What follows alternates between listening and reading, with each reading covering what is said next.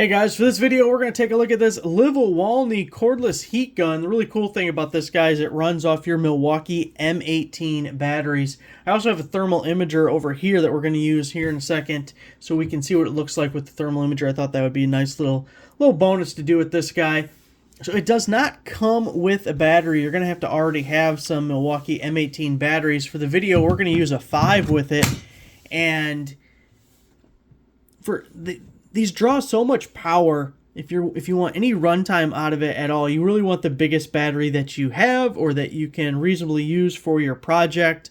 So the 5 is okay. If you had a 8, 9, 12 amp hour battery, that would be really good too. Just you're adding size and weight to it, but these just really suck down the batteries. Think of like space heaters or hair dryers. They all just consume so much power.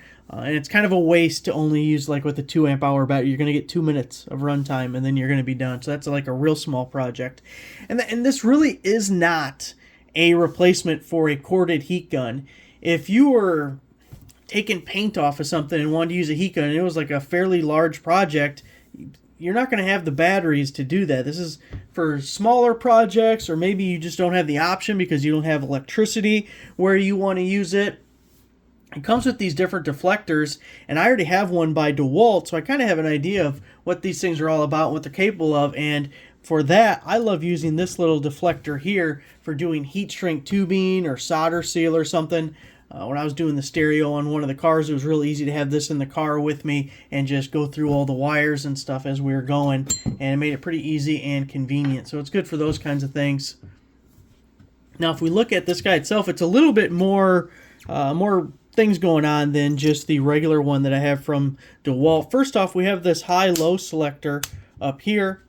We have our trigger on the side. We have our switch passing all the way through to release, and then we also have a lock switch so we can keep it on without hitting a button. So we're going to awkwardly hit all those buttons, and you can see it'll stay on just like so, and that is on low. Now if we give it a little one of those, and you can see now it's on high. We have this guy on the back where we can go down or up with the temperature, and we can also change the fan speed. You can see that fan speed's already at low. We'll turn it up here in a second, but a little quieter is a little better for purposes of the video, don't you agree? You probably don't agree. But we start out at 300 is the lowest, and we'll see how high this guy goes.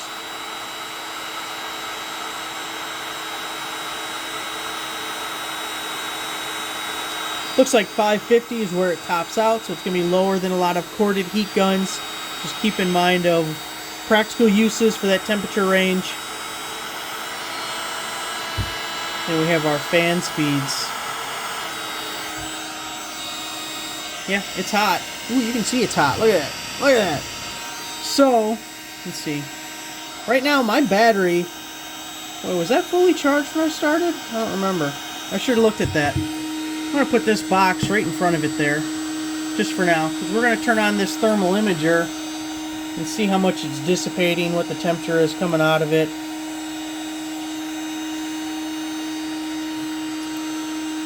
So let's see if we can show you everything.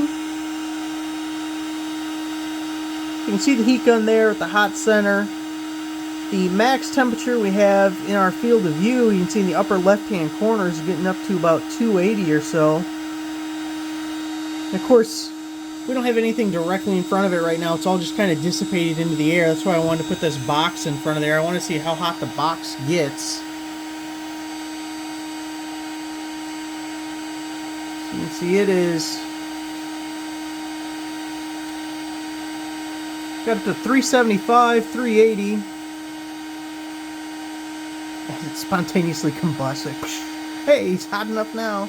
I don't know if it would count as spontaneously, but it would be fun. So we're over 400 degrees on the box.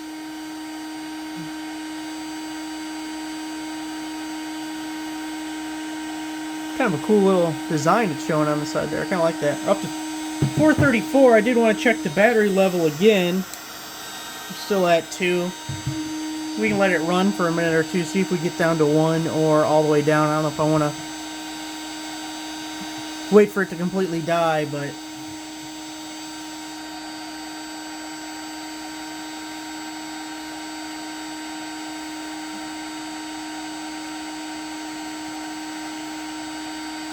You can see we're staying at over 400 degrees. Some of the other little deflectors you get, this guy getting more focused, more pinpointed. This one's kind of similar, but a little wider. It does narrow down what you got. You do get instructions with it. And the LED light. Don't bury the lead. Hey, look at that. We're doing pretty good. That's not too bad. I don't want to cut this thing so then you guys can see exactly how long it's running for us. Yeah, it's kind of hot.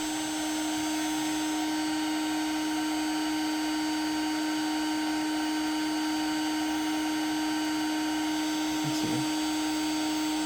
Kind of do one of these while it's going.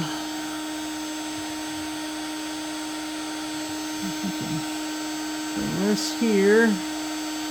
And that there. I need this aimed at me a little bit. Oh, let's be real professional about it since we got the time. Get the brand name facing us. We do want it kind of going this way so we can see that. I really want it to hit the dang box though. Uh-oh. This ain't gonna work out like I wanted. We can do it like this. This will be good enough. Let's see. Right over there. Like this. Right there. And this over here.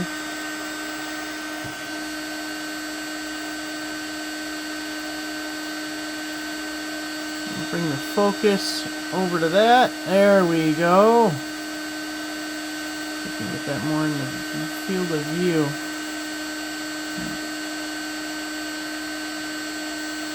Good enough for me.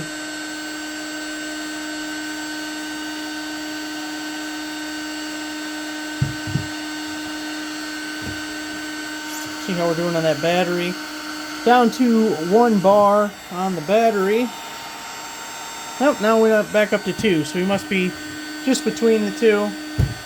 Well, that's not so bad. We got a little bit of runtime. I really should have checked the battery if it was fully charged beforehand.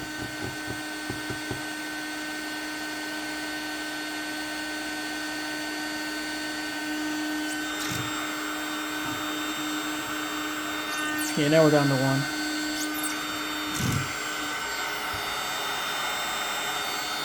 And that's at the highest temperature setting, but the lowest fan setting. I thought a lower fan setting, even though that probably is a minimal difference as far as battery usage, but I figured make it last a little bit longer. It's definitely hot.